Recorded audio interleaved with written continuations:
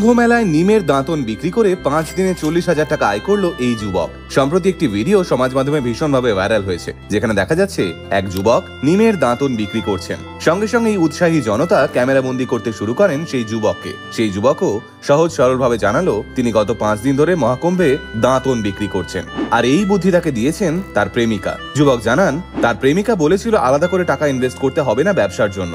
নিম গাছ আমাদের দেশে সহজলভ্য এবং সহজেই নিম কাঠি পেয়েও যাবে সে। আর প্রয়াগরাজের মহাকুম্ভ মেলায় লক্ষ লক্ষ দর্শনার্থী ভিড় জমাবেন। ভোরবেলায় পুণ্য স্নান করার আগে সবারই মুখ ধোয়ার প্রয়োজন হয়, অনেকের কাছেই দাঁত মাজার সরঞ্জাম থাকে না, তাই এই নিম কাঠিগুলো বিক্রি করলেই অনেক টাকা আয় হয়ে যাবে।